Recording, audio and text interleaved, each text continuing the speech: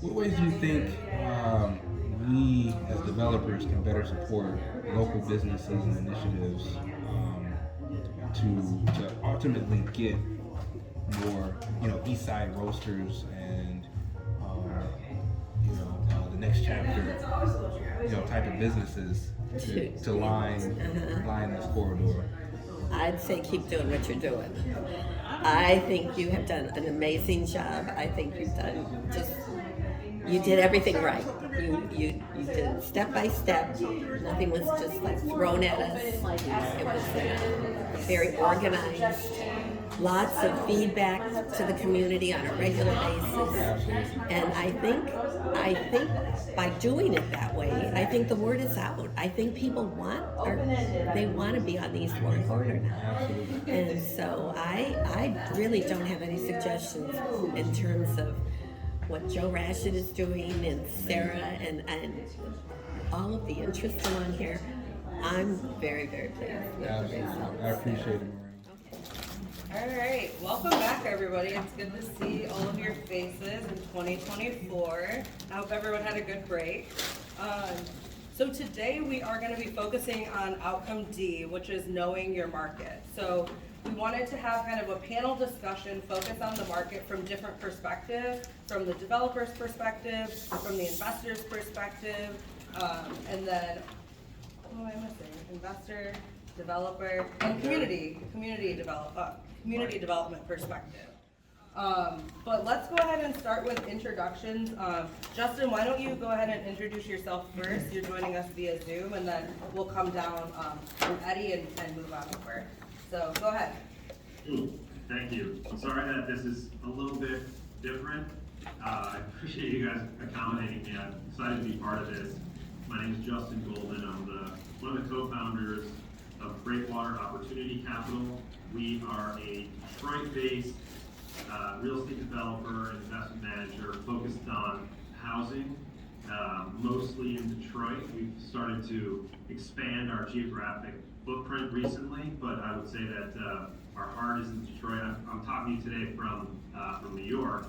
I will be in Detroit next week. I couldn't make the schedules work for this week, but I'm excited to be here and happy to participate in the event today. Thank you. Eddie Carrington, small scale developer, started out in single family, fixing flips and moving my way up to bigger projects. And my current project is the ribbon at East English Village. Derek Edwards, in West Detroit. I am a lender by trade, primarily focusing in small business and commercial and industrial. Worked a lot in this space over the last 10 years as we've seen a lot of changes, supporting everything from retail to small scale manufacturing, distribution, you name it. Primarily focusing on minority ownership, female ownership, job creation, space activation, and working right alongside my colleagues within the organization at the real estate development side. Sue Mosey, actually formerly with the county treasurer. Oh, no, formerly. Retired like 2 days ago. Anyway, but after 36 years. So we have done and facilitated product development in the area, but we also act as a developer ourselves. We've redeveloped many portfolios of property in the neighborhood for all kinds of mixed-use, mixed-income type developments. And then we help and assist all sorts of other small businesses and other development groups, including other nonprofit development groups, and gaining their financing and providing them with all kinds of assistance. Ron Hardman, CEO of Urge Development Group, local real estate development company over here, as well as the co-founder of Yera, which is the investment fund focused on investing in black and brown development firms. The fund wide growth private. Awesome. So to kick it off, I kind of want to just think about the overview of the market, right? And I'm going to allow you all to kind of dictate maybe who answers this question first. But what, from your seat, what would you say are some of the key characteristics of the current Detroit market, and what trends are really shaping its trajectory? I mean, I think it's a complicated market right now. It's complicated nationally too, because as you've seen, everything went, you know, especially in the housing market, went really high during COVID. Now everything's sort of settling down again. And, you know, people are just not going to, I mean, that level of occupancy and rent growth was never gonna be sustainable. So, I mean, now you're starting to see it kind of come down where you're seeing probably no rent growth right now. And people are really trying to just work, I think, mostly on occupancy and stabilizing. Now, if you have brand new product and you're in a good location, you have secure parking, you have amenities in your building, you're still getting top of the market occupancies and rent. But if you're really doing renovation of historic buildings, maybe you're just updating kitchens and baths, you know, you're not really doing full, you know, repositioning, I guess, of the property, there's a lot of competition in there, right? So I think that's where people are finding it more difficult to get back to their, in our neighborhood, historic, like 97%. I think we're seeing people over all the 5,200 units that we track, I think we're at about 93% now, which is, you know, significantly down from pre-COVID. And a lot of our situation has had to do with the drop in not just remote, you know, not just the remote work, but the huge impact of Wayne State University in terms of very few people working on campus, way reduced student numbers, way reduced dorm numbers. I mean, has had a huge impact on this geography. So what we're seeing is the market's been pivoting more now towards like an apartment building that might have been 2/3 Wayne State. Now maybe it's a third Wayne, a third workforce, a third young professional, right? So really, I think that's the future, is like getting a much more mix of demographics and people within all the properties. And then some of your other properties that are going to different models, like the brand new, more high-end, will still attract more the older established market. You see the plaza right over there is turning into the first Marriott apartment hotel. That probably makes a whole lot of sense. That's a high-end building to begin with. So I think you're gonna continue to see a lot of this pivoting of these new models and, you know, some struggling, I think, with some of the older ones. Excuse me, I'll jump in on, you know, the retail side as we talk about small businesses occupying many of these storefront, you know, ground level spaces. You know, there is, you know, pivot is probably the key point, right? So you went through the COVID phase where folks were trying to pivot models to figure out how to deliver their goods and services. They struggled to maintain those employees, got some assistance from the federal government. That's now burned off. And so now there's a new pivot trying to figure out how we're gonna operate in this new norm, whatever that eventually settles out to be. In some cases, if you speak of restaurants and hospitality, challenges finding, you know, reliable employee base, and that's a challenge. Delivering that service is what people are gonna remember, and you got constantly changing employees. That's a problem for a number of our food and beverage operations. You know, and obviously that translates into, you know, lower revenues, and then there's cash flow problems that we see with these types of operations. Other models that are pure retail, where it's kind of grab and go, they're trying to figure out what the new norm is in terms of what, you know, they need to maintain as inventory, what the price points are, and how they manage those levels of employees that are gonna be in the store. Probably smaller levels, but now the wage requirements are a little bit higher. So there's this constantly moving, you know, norm that they're trying to figure out what is gonna be that settling point that creates this challenge for these folks to go into. And as you talk about going into the redeveloped spaces, obviously the economies are a lot smaller when you talk about, you know, a neighborhood space versus, you know, a Woodward main drag space.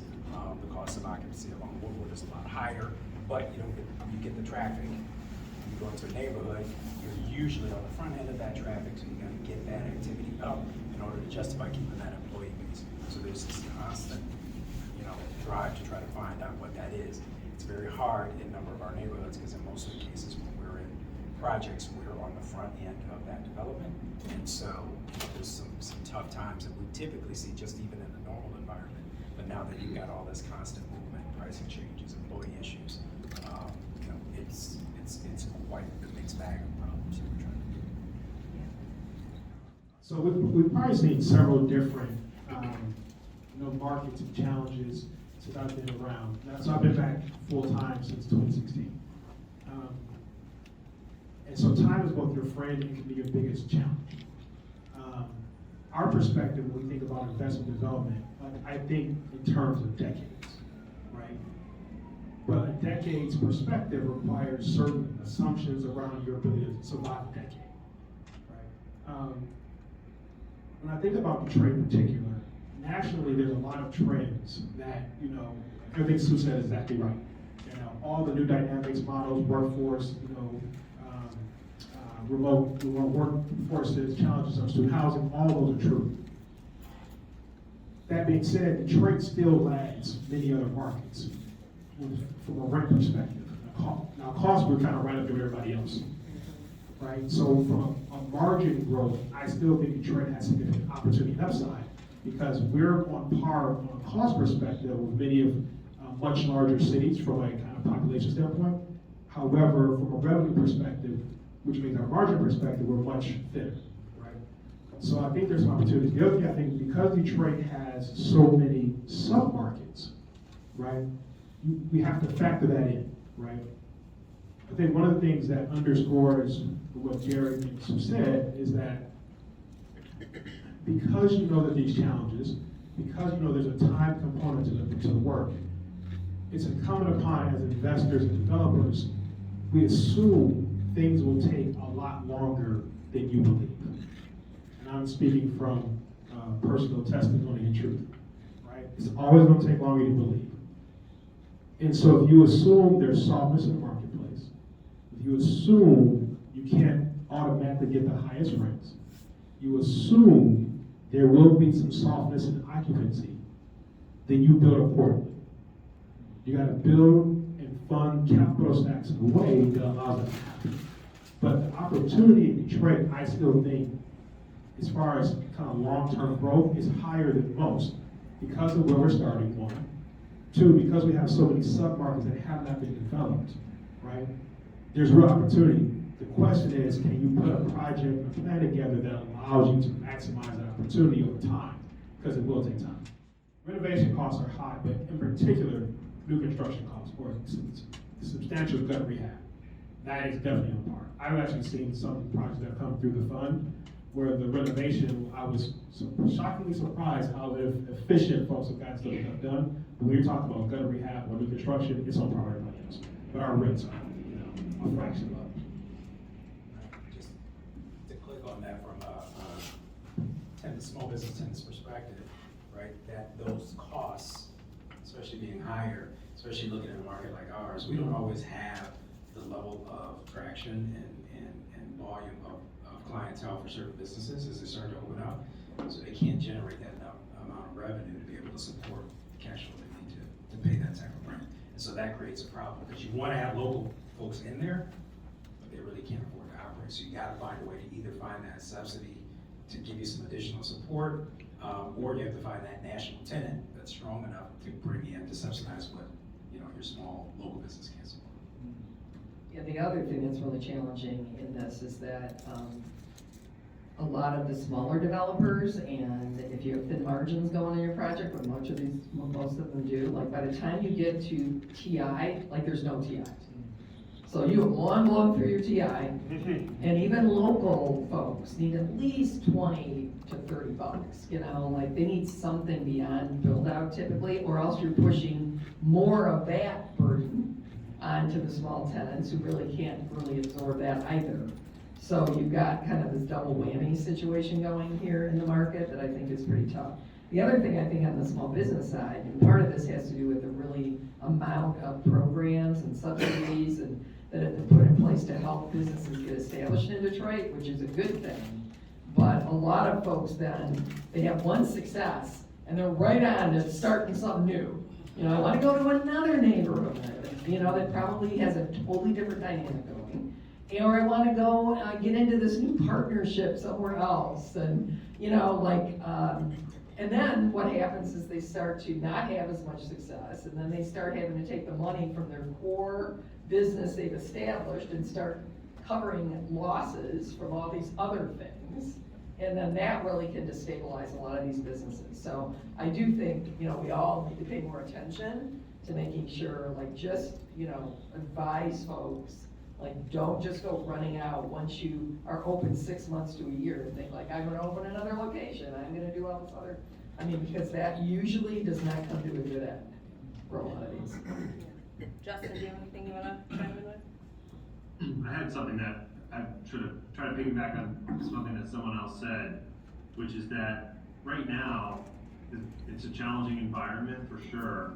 I think it's, particularly on the capital side, it's gotten a lot more challenging. And there's some parts of this that are very Detroit specific. We have found in our business, and we've been buying and renovating apartment buildings in Detroit for 8 years. In the very beginning, no one would lend us money. There was literally not a bank that was open for business to us in Detroit. Now, we were new, so we were an inexperienced developer, so maybe that was part of the decision, but Detroit doesn't have a great reputation with a lot of lenders.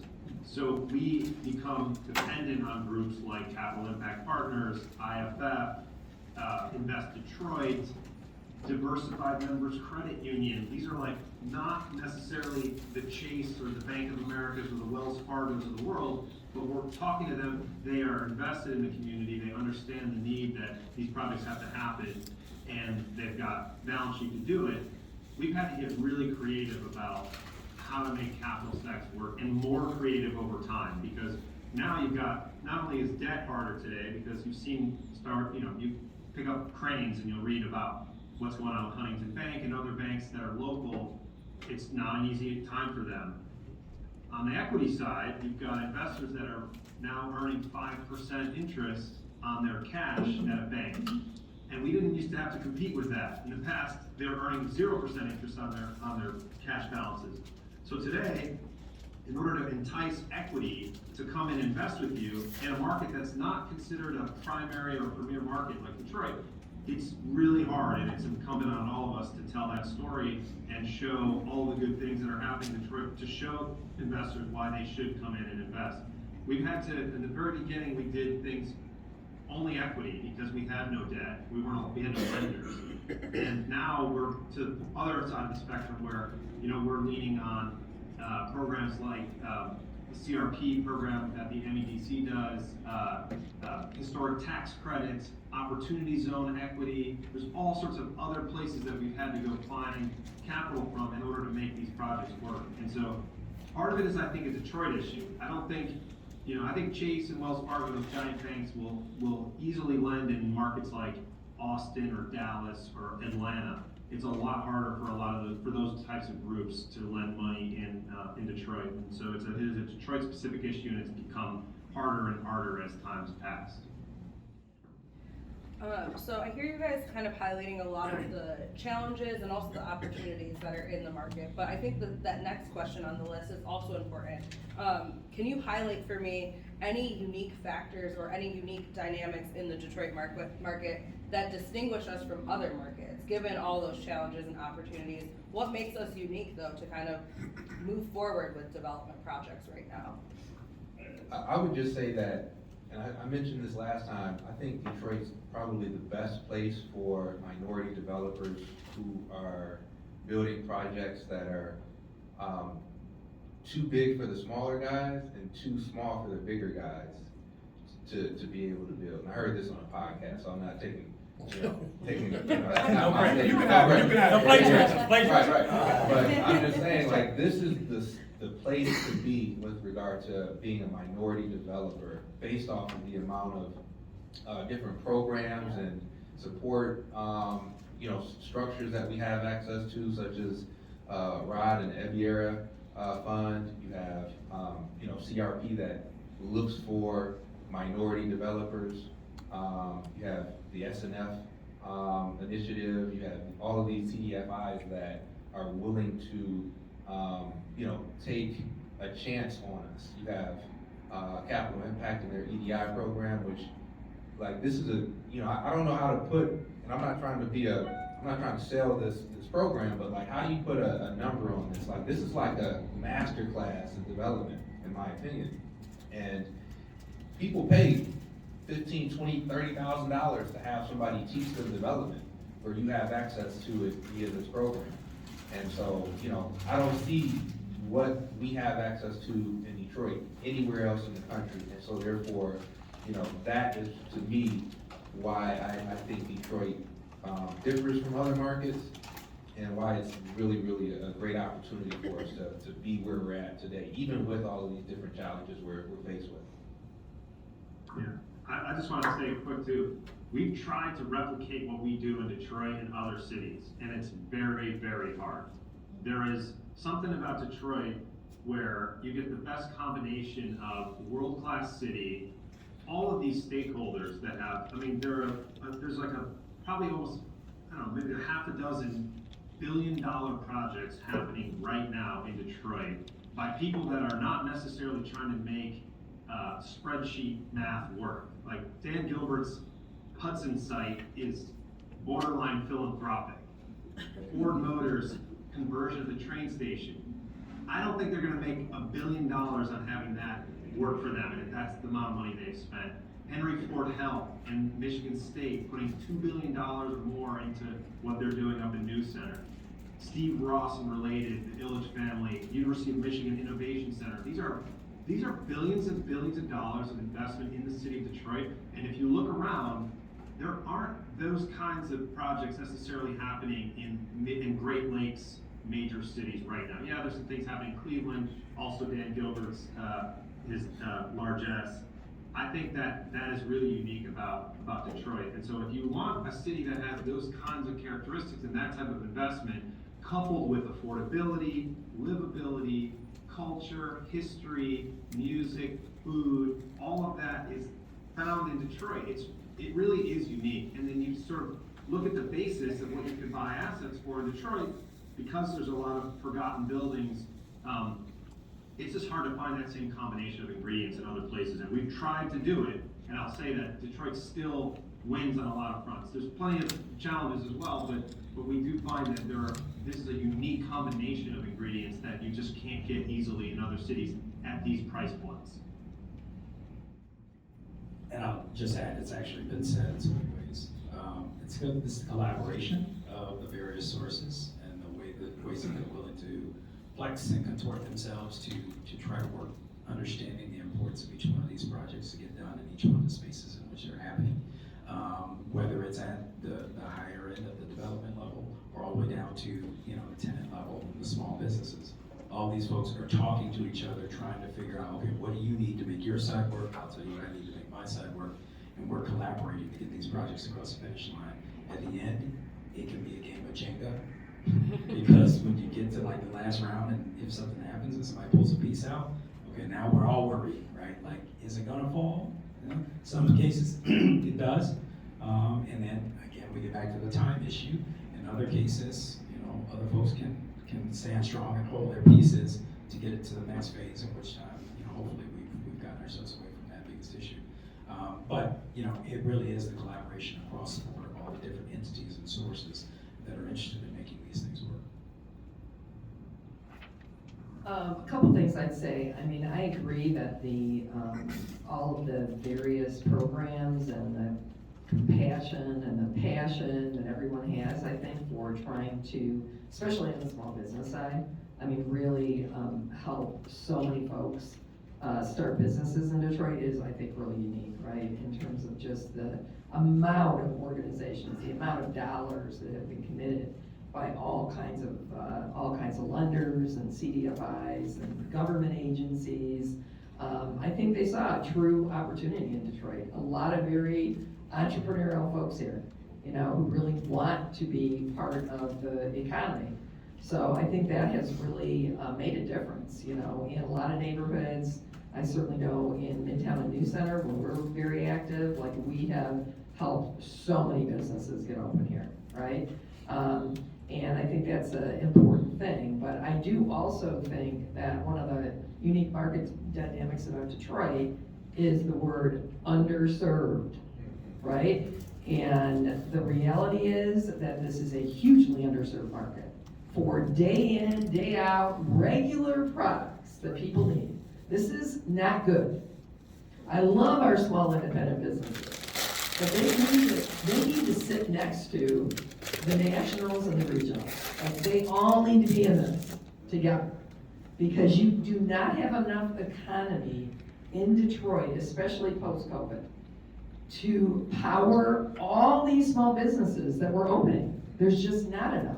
And that's why you're still seeing businesses close, good businesses too.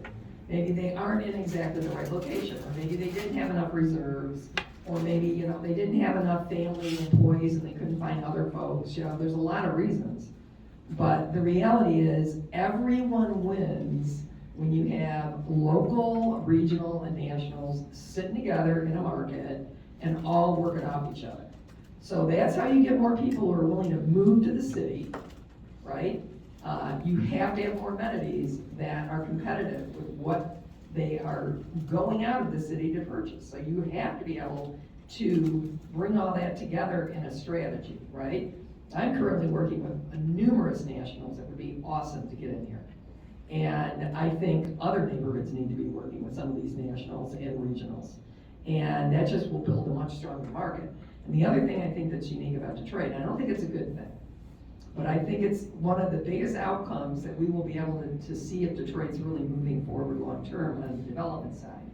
Like, what Justin was saying is very true. You've got all these billionaires, thank God, for all the investment that they're putting in. But that is pale investment next to a market that's actually organically operating. I mean, unless I see some people from Indy, Chicago, Pittsburgh, developers showing up here that have a big book of business that they've done in all these other Midwest markets, Cleveland, Cincinnati, name your market, man, they are not here. And until all those folks, or a good section of those folks, start showing up in Detroit, because they bring the capital, they bring the operational infrastructure, the property management, they bring all that to the market. And then everybody else who's local here also will benefit from that. So we have not gotten, I've been doing this work in Detroit actually for 50 years, right? 36 in this geography and a previous stint in Southwest Detroit. We still, 50 years later, so I agree with you on the decades, we still are not seeing the organic real estate market, not even national. I even would settle for regional coming in here. So there are structural fundamentals that are still not working in Detroit that need to be addressed. Property taxes being number one, all right? And I'm not gonna go on about the land tax versus just cutting the millage in half versus whatever. But something extreme needs to happen there, or you are never gonna get to this organic. And if you don't get to this regional market coming in, you are never gonna get to scale development or density. If you don't get to that, you're in this cycle of constant, destabilization or devaluation. And you really, Detroit needs to figure that out. State of Michigan needs to figure that out. That's all tied with this population growth discussion. It's all a part of this. And, my opinion on population growth, not the jazz. It's all about Detroit. What state does not get that it's their main city that drives their brand? I don't get it. I don't get it. It's not ever going to be Grand Rapids. So, that just needs to be fixed. Anyway, enough about that. Yeah, try to come. The unknown, the worst thing for a developer, absolutely worst, is uncertainty. No one is going to come in here and drop a ton of money except for the impact, like folks like you, folks like me, because we are from here, we love it here. We're here as sort of like philanthropic investors ourselves, half of us in this room, That's not normal. Like, you want a developer to come in, the first thing they'll ask me is, all right, what entitlements are already, available? Like, what can I actually build? What can I actually build right now, where I won't have to go through a year of craziness to get an approval? So, we never have a good answer to that. Really, certainty is the friend of the developer, right? So to the extent you can create at least, some layers of certainty for people. Before you go, David, just to add to that, I think there's two things to think about the responsiveness. There's a host of challenges, and that's why we're here and others are not. But you're right. So Sue's point, we're crazy as hell, right? We love the city, we're gonna figure it out. Right. So the two things I would say is, part of this is why ep.035 exists, is because to give folks comfort that they can come develop here, we need non-billionaire funded projects from folks that go, oh, if they can do it, I can do it. And then the projects have to be sizable enough. They go, oh, that's big enough for me to show up for, right? So my first two projects aren't big enough to make anybody show up for. Just not. My third project is, oh, maybe. But the first two were kind of my starter projects. Now they're significant material, but they're not big enough to make a regional person show up. But that's why projects like Fisher Body are important, because it's big enough to be like, oh, that's worth time, energy, and for somebody to show up from a different state, another part of the state, another part of the country, right? So one of the funds and all of our goals is to kind of create a marketplace where we're doing big enough trades, right? My goal is for you all not to be doing $5, $10 million deals. I need y'all doing $50, $70, $100 million deals. Because when 6 of you all do $50 to $100 million deals, then folks will show up, right? For whatever reason, they're gonna say, if y'all can do it, we can do it too. So that's one. I think on the local piece, we talk about kind of at our current perspective, when you think about marketplace responsiveness, you gotta give yourselves time to build your retail tenant base for those of you doing mixed use. Like real time. Like everything takes a little extra time here. The due diligence on your tenants, giving them a chance to make mistakes, giving you time to figure out can they get there, which means, it doesn't necessarily mean stalling your development, it means starting that process a lot sooner. It also means building out your teams faster. Most of us are just one-person shops, but you gotta use indirect labor. You gotta get your broker on board earlier, property management folks on earlier, so you can start understanding the ecosystem and give yourself time to possibly trip on the first person you select and rebound, right? Those are some actual real things you can do to kind of give yourself time to not only build a successful organization, but also make the project successful enough so you can do number two. Go ahead, David. When you're talking to these regional, national, commercial retailers, what structural problems are they citing for why they won't come here, and then what pitch? The ones I'm talking want to be in the market. Yeah. The tricky part is creating an opportunity where you can get the realities of the tax structure, the current tax structure, which they would be 100% responsible for assuming under their triple net leases or whatever, to make any sense. And then the all of the various standards that they will have to comply with, right? So we only talk to people who are doing like the urban format stuff.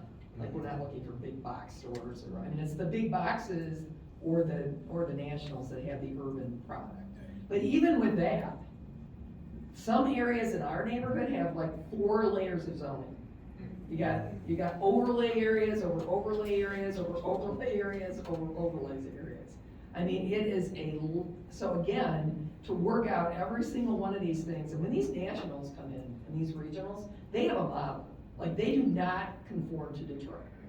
Like this is what works in like every other model in the country. I know Detroit tells me you want something different. You know what? You're not gonna win that battle with these folks, right? So getting the city planning department, planning commission on board, being somewhat flexible, they still have to have standards about it, but you're going to have to be somewhat flexible to get some of this stuff handled, right?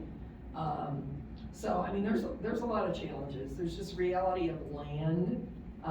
There's the problem with speculators. There's the problem with so many people came in here before COVID and way overpaid for property. So now, of course, they just want to try and flip it to somebody else. They're going to flip it and lose money. They think they're going to find a real, like somebody who has no idea what they're doing, like they did. A bigger sucker than themselves. They're just gonna dream on, people. Like, that is not gonna happen for anybody out here today. So, that's been a huge problem, because we definitely have sites, but they're controlled by folks. There's no way you could ever get an acquisition done that would allow the economics of any of this to happen. So, that's just another, and that's everywhere. That's probably every city, it's every neighborhood, we all are struggling with that. And whether or not starting to charge people more for undeveloped land or property is gonna be enough of a motivator. I mean, really, when you look at like, okay, so maybe they have to pay a couple, maybe they have to pay a couple $1,000s more a year in taxes, but if they think they're gonna make a $2-3 million, profit on this 5 years from now, that little bit of land tax ain't gonna do anything, so I'm skeptical about the land tax myself, but. I do wanna point out, So I went to Meyer, December 24th. I'm one of those last gift givers.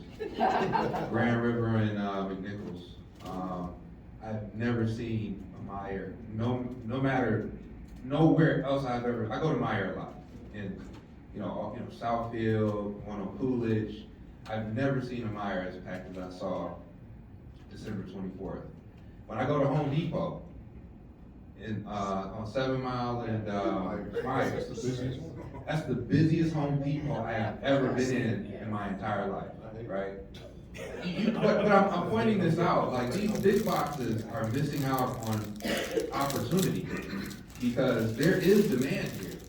I'm just shocked that we don't have, and once again, I'm a big fan of small business, but to Sue's point, how come there aren't more big businesses or big box businesses finding their way into Detroit, which is 140 square miles.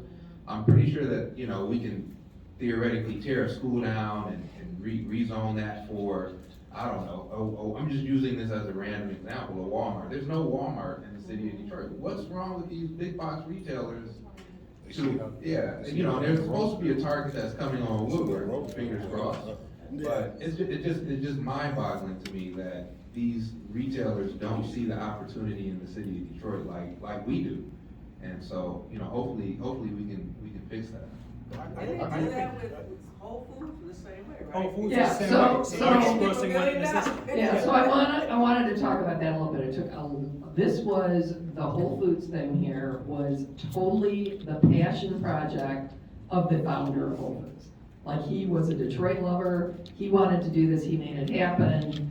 I helped him get this site, which they, 6 months ran around, up and down when we're looking for sites. I told him from day one, will not work, this will work.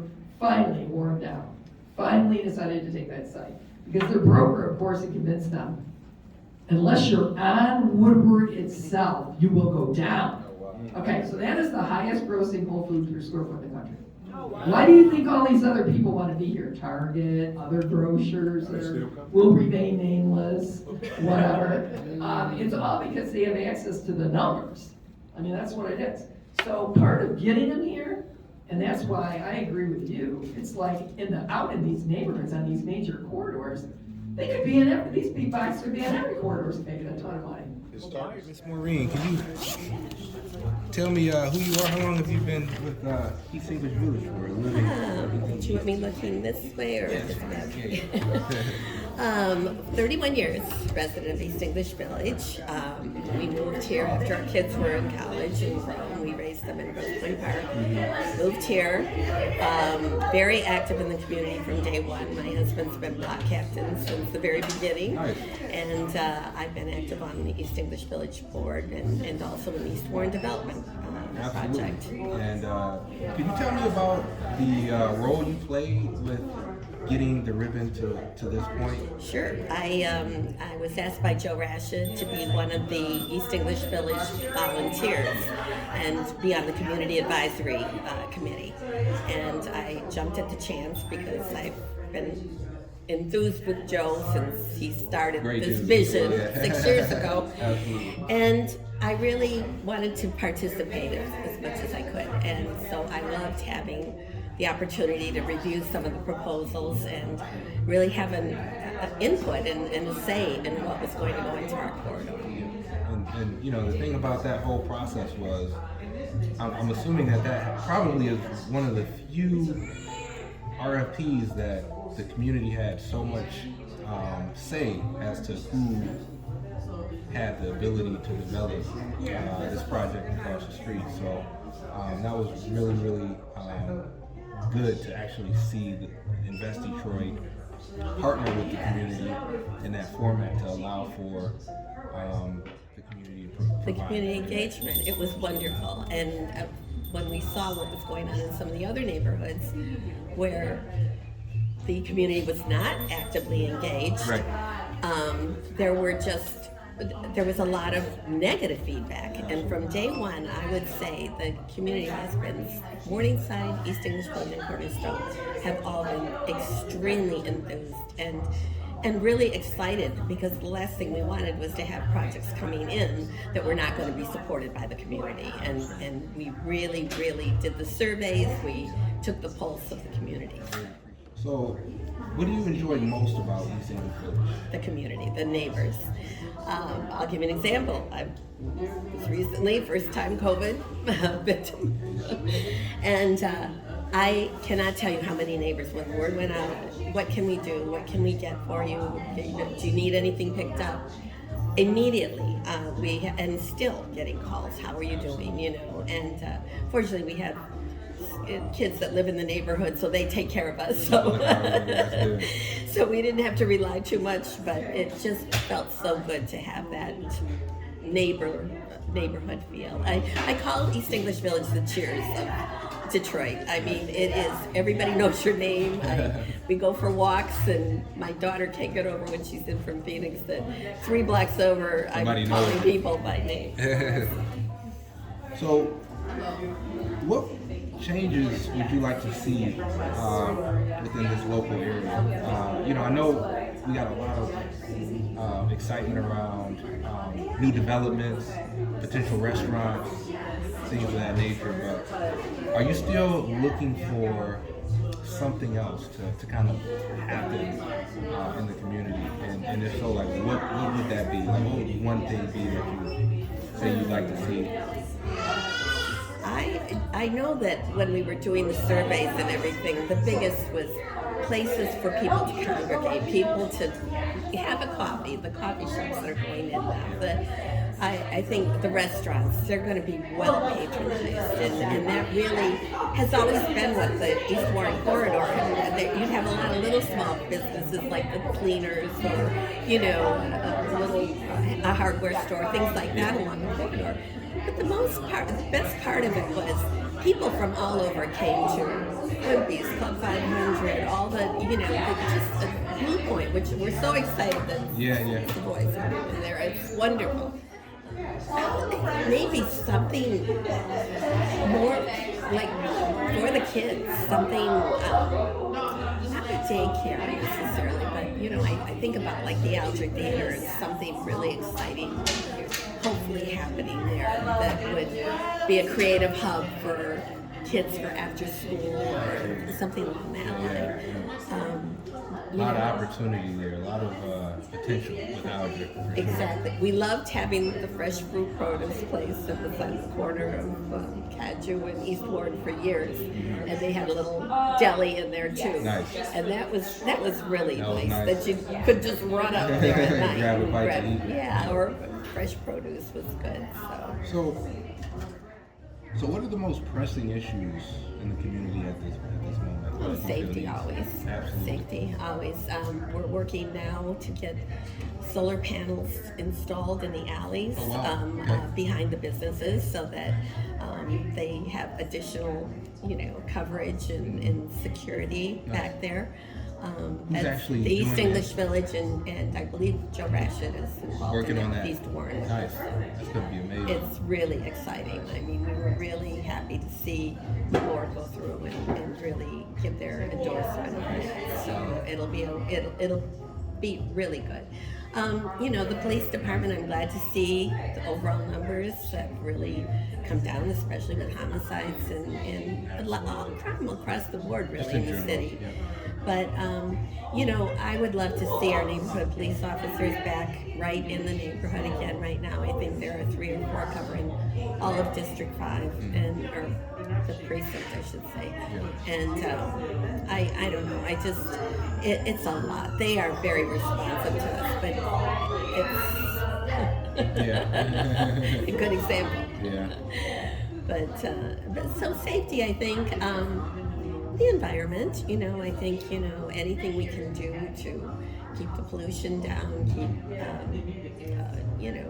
more trees, more plants, more, compost areas. I'm all about that now. East English Village doesn't have a lot of vacant properties where we can really do much like that. Everything is either, we didn't lose any houses during the foreclosure, so like some of the other neighborhoods, they're big, just lots that are, and we don't have that, so we have to be careful about it. What ways do you think we as developers can better support local businesses and initiatives to ultimately get more, Eastside Roasterz and the next chapter, type of businesses to line this corridor? I'd say keep doing what you're doing. I think you have done an amazing job. I think you did everything right. You did it step by step. Nothing was just like thrown at us. It was very organized. Lots of feedback to the community on a regular basis. And I think by doing it that way, I think the word is out. I think people want to be on the East Warren corridor now. And so I really don't have any suggestions in terms of what Joe Rashid is doing and Sarah and all of the interests along here. I'm very, very pleased with the results. I appreciate it, Maureen. What's your name? Michelle. Miss Michelle. So are you from Morningside, East English I Village? live 4 blocks over, East English Village. Gotcha. How long have you been with East English Village for? 40 years. 40 years. Amen to that. So, in terms of East English Village, what changes or improvements would you like to see in this area in general? Get more stores open. Gotcha. Specifically for the commercial corridor, more stores. Yes. So if you were to think through the type of stores, what would you like to see in general? Well, a couple more restaurants. Okay. Clothing stores. Maybe a pet store. Okay. What type of dog do you have? I have a pug. A pug, nice. Yeah, we have pet stores further away, but we need one in the neighborhood. Okay. So pet stores such as like supplies and groomers. as well. And that's not the first time we've heard that. What kind of events or activities would you like to see more of within this neighborhood? Another exercise place, because the 2 that opened up, they ended up closing. Okay. Things for senior citizens. So when you say things for senior citizens, what exactly would that look like to you? An ideal scenario or a store or One that offers activities like exercise, crafts, some place that will get us out of the house so we won't just sit at home. Understandable. But have a location that we can do a number of different activities. Take field trips. Okay. That sounds fun. Doesn't have to be far. Okay. But field trips and exercise and maybe meditation. So, how do you envision the future of East English Village and the commercial corridor in general? Oh, it's going to grow. It's going to come back. 'Cause when I moved in, just about all the stores were open or something was occupied. But as the years have gone by, they've closed. And it needs to be, the streets need to be a little cleaner. Change the trash cans a little more often. So, for one, thank you so much for showing up. Thanks for having us. I just appreciate the community helping you get to this point, because back in 2020, the community had direct feedback as to who had the ability to develop the old Charter 1. And out of, I think, 5 proposals, they voted me to take on the project. So I really appreciate the opportunity to be at this moment, be at this, have this opportunity to do what we're doing across the street. But what's your name and how long have you been in East English Village for? My name is Jacinda Kason, and I have been in East English Village since December of 2020. Nice. And I found out about you actually through old-fashioned letter in the mail, where you were giving a gift card for feedback on the facade. And if we gave feedback, then we would have a gift card to Detroit Pepper Company. Good. So that's how I found out about it, and I was overly excited because I'm a transplant. I am from Chicago. My husband's family is from Detroit, and they're all like West Siders. And they're like, why are you moving on the East Side? And I was basically like, because I'm getting priced out of the West Side. And I have 7 grandchildren. Nice. And this house literally met everything that I needed. It had the room space, it had the backyard space. I came to the community, I drove up and down the streets, I seen people jogging, doing yard work, I seen kids playing. I saw that we were close to grocery stores, whether they were boutique or major chains. And I said, this is a place that I would want to call home, and I put a bid in and I won. Amen to that. And then I found out about your development and all of the development that was coming to the community. And I was just like pleasantly surprised from what I found out. Awesome. So, with you being part of the community for a few years, this is a question that I've been asking folks, and that is, what changes or improvements would you like to see across this corridor?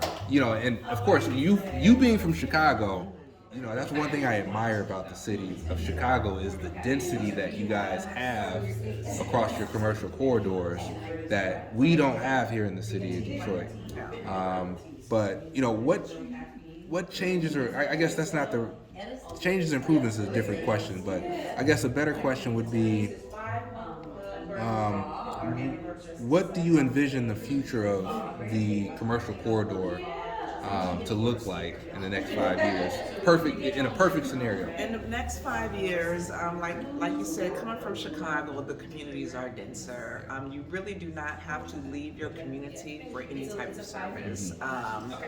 Whether that's retail, grocery, medical, parks.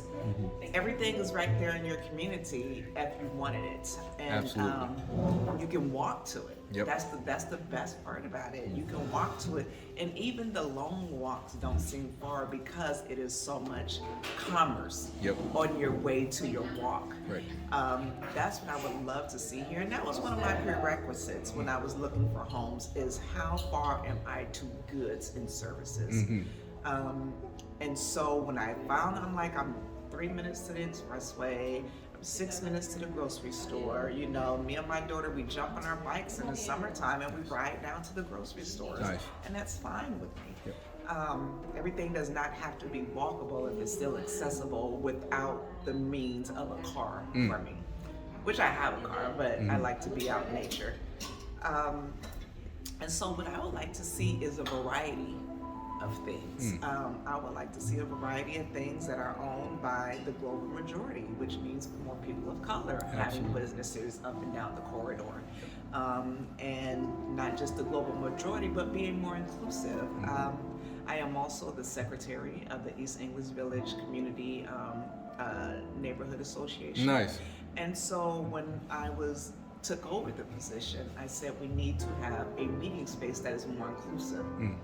And so, what does that mean? So that if you are a wheelchair using individual, they would be able to access it. Gotcha. If you I was We going to ask you also- about that too. What is Yes. inclusive? Yes, and so then I said, think of the people that are sick and shut in. Mm-hmm. We can have the technology to do it on Zoom or Facebook Live so that they can be able to access it also, because we have to get out of the mindset that just because I am able-bodied, everybody else is also able-bodied, and what does inclusivity means. And so just having more spaces like that is what I envision, or what I would hope that everybody in this community is envisioning. And when I'm talking to other people, they're envisioning the same thing. Joe Rashid, me and him literally sit outside in front of his house, and we talk about things that's coming to the neighborhood and things that, you know, we as a community would like to see. Nice. So, what suggestions do you have to foster a stronger sense of community? Even though this community is probably one of the strongest in the city, can it get stronger? Absolutely. Our next community meeting, we are targeting the 600 renters in the community. Okay. And we're inviting them to come so that they can learn how they too can be a homeowner if it is their dream. We're having a realtor come in and tell them, do a quick overview of the 10 programs that will give up to $25,000 to become a homeowner in the city of Detroit. Nice. And so that's how you make a community. Although I'm a younger, old schooler, when I think of community, I think about knowing your neighbors. I think about your kids being able to go outside and play in the urban city and not just having that vision for the suburbs. And so having those conversations and really getting feedback from what the community wants is how you create a better sense of community. Solid. So, how can we better support local businesses like Eastside Roasterz, Next Chapter Books? And when I say we, community development, from a development perspective, what are your high-level thoughts on, I guess, how we can bring more of these types of businesses across the corridor? Well, when you're talking about business owners, and I'm thinking about it from the Black point of view, we don't have access to capital. We don't have the historical legacy of family that can help us with business and business models. And so when you're saying, what does that look like? To create a module or some type of training and give more funneling to capital that has different requirements, you know, than the traditional layout of what it takes to open a business. I'm pretty sure Eastside Roasterz would not just be right there. They would have a storefront, but where's capital for them? Yeah. They probably don't meet the same criteria as somebody that comes in with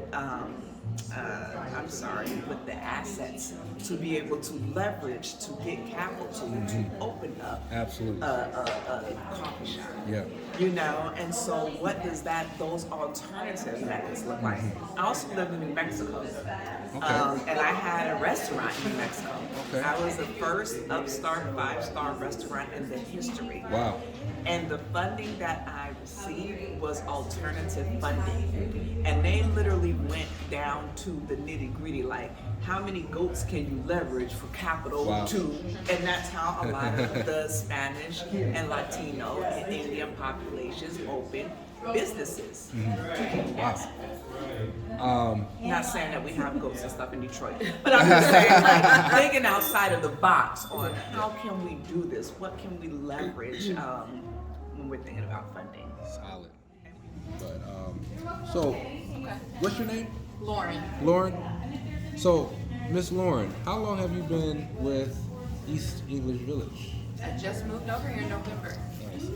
So, that's a good question. So this is interesting because you're a new tenant, I am. right? And so, what would you, I guess, recommend for improvements across the East Warren commercial corridor and in the community in general? You may not necessarily have, too many recommendations, but like anything that jumps out at this point. Yeah, I am such a newbie, to the area, but I'm not new to Detroit. So I don't, I'm still trying to figure out this area, but I think in Detroit in general, and so I think this area wouldn't be excluded from making sure that the community, particularly the persons who have lived here for a while, who have families here, who have businesses here, who are indigenous people to the community, that they are seen and heard and feel not like outsiders in the cities that they are indigenous to. So I think that would be important. I mean, you can go different ways with that.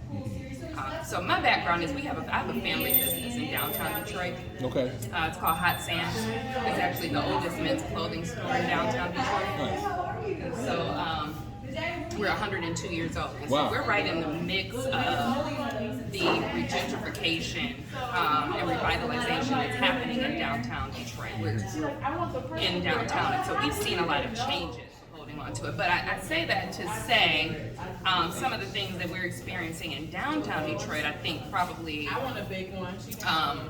would be relevant here in this area. And again, in terms of including the persons that have really been holding the area down.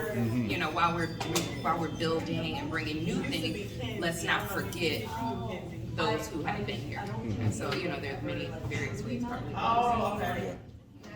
I think having just a culmination of things that people can support and shop and do. I heard you mention about walkability, accessibility. I mean, I think those are very important to any neighborhood, and as we're developing here in this area, I think just keeping that in mind, that people can walk and shop and, support local businesses, and then there's a variation of things. Restaurants are one thing, which is important. I don't know about where's retail happening over here. Where's retail right here? I don't know. It's just one store here. Yeah. I feel like there's more people out there like you who want to do that. So even though you're saying retail is challenging, but I think, because even how you just put that, like, you said, girl, I need something. That was relationships, like even from the business owner.